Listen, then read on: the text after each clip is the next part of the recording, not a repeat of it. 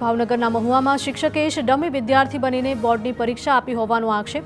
12મા ધોરણની રિપીટ પરીક્ષામાં શિક્ષક ડમી વિદ્યાર્થી બન્યા। સીટ નંબર, પરીક્ષાની રસીદ અને સીસીટીવી ફૂટેજથી કૌભાંડનો પર્દાફાશ થયો। શિક્ષણ અધિકારી કચેરીના નિરીક્ષકે સમગ્ર મામલે શિક્ષક સહિત 2 લોકો સામે ફરિયાદ નોંધાવી।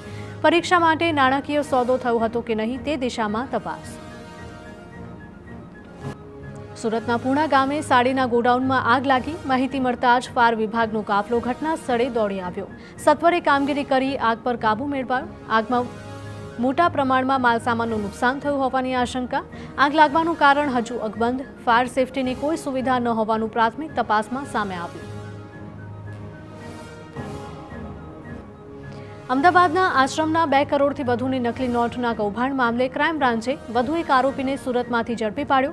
સુરતના ભાવેશ ગજેરા નામના આરોપીની કરાઈ ધરપકડ। આરોપીએ બનાવટી નોટ બનાવવાના સાધનો ખરીદવા કરી હતી મદદ। રૂપિયા 20 લાખની નકલી નોટ બજારમાં ફરતી કરવાની ડીલ કરી હતી। અગાઉ કેસમાં 7 આરોપીની થઈ છે ધરપકડ। સિંગતેલના ભાવમાં ઝીકાયો વધારો। સિંગતેલના ડબ્બાનો ભાવ 3000ને પાર પહોંચ્યો। મગફળીનું ઉત્પાદન 20-25% વધ્યું હોવા છતાં સિંગતેલ મોંઘું થયું। પિલાણ માટેની મગફળીના ભાવ વધતા તેલના ભાવ પર તેની અસર પડી। 5 માર્ચથી 27 માર્ચ સુધી સિંગતેલમાં રૂપિયા 200થી 225નો વધારો। નર્મદા પરિક્રમા માટે રજીસ્ટ્રેશન ફરજિયાત કરાતા પરિક્રમાર્થીઓમાં રોષ। સેવાભાવી સંસ્થાના લોકોએ નોંધાવ્યો ઉગ્ર વિરોધ।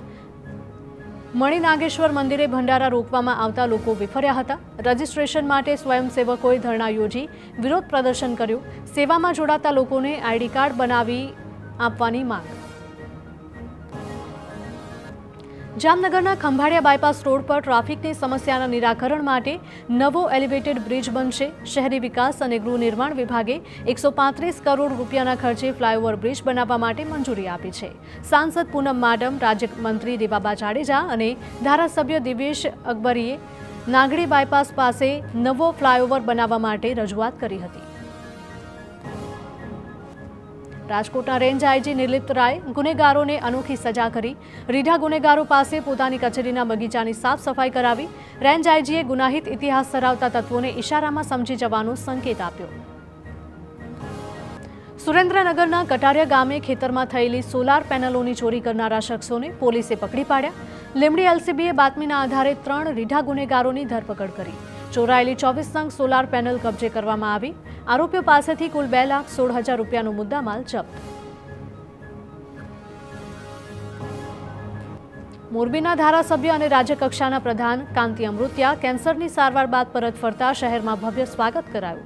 કાંતિ અમૃતિયાએ પણ કડક સંદેશ આપ્યો કે હવે મોરબીમાં કાયદો અને વ્યવસ્થા કડક બનાવવામાં આવશે અને ગુનેગારોને છૂટ નહીં આપવામાં આવે।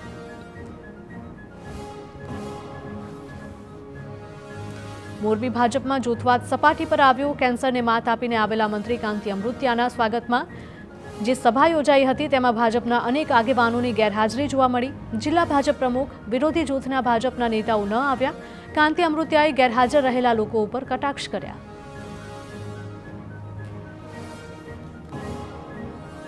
વાંકાનેરના ધારાસભ્ય જીતુ સોમાણીએ વિરોધીઓની સરખામણી હિજડાઓ સાથે કરી। જીતુ સોમાણીએ કાંતિ અમૃતિયાને મર્દ ગણાવ્યા અને દેશી કહેવતના માધ્યમથી વિરોધીઓ પર ચાપખા માર્યા। કહ્યું કે વિરોધી તત્વો કાંતિ અમૃતિયા જીવન સામે જંગ જીતીને જીતવા પાછા ન આવે તેવી પ્રાર્થના કરતા હતા। પાટણના પ્રવાસે આવેલા હર્ષ સંઘવીએ તાજેતરમાં જિલ્લામાં બનેલી ગેંગવોરની ઘટનાને લઈને લુખ્ખા તત્વોને ચેતવણી આપતા કહ્યું કે પોલીસ લુખ્ખા ઉપર વધુ કડકાઈથી કાર્યવાહી કરશે। ટપોરીઓએ કરેલા દબાણો ખાલી કરાવ્યા છે। દબાણની જગ્યા ખાલી કરાવી ત્યાં જન સુવિધા ઊભી કરાઈ હોવાનું જણાવ્યું। સુરતના અમરોલીમાંથી 800 લીટર નકલી ડીઝલ ઝડપાયું। પોલીસે ગેરકાયદે પેટ્રોલ પંપ ઊભો કરી ડીઝલ વેચતા 2 શખ્સની પણ ધરપકડ કરી। પોલીસ 22,70,000નો મુદ્દામાલ પણ જપ્ત કર્યો। સુરતના તડકેશ્વરમાં ભ્રષ્ટાચારની ટાંકીની ધરાશાયી થયા બાદ હવે ઓલપાડના કુરસદ ગામે પણ લાખો રૂપિયાના ખર્ચે બનાવેલી ટાંકીમાં ભ્રષ્ટાચાર થયો હોવાનો આરોપ લાગ્યો। ટાંકીનું હજુ લોકાર્પણ નથી થયું તે પહેલા જ સેફટી વોલના પ્લાસ્ટરમાં ગાબડા પડવા લાગ્યા। 25 લાખ રૂપિયાના ખર્ચે બનાવેલી ટાંકી અંગે ગ્રામજનોએ ભ્રષ્ટાચારનો આરોપ લગાવી રોષ વ્યક્ત કર્યો।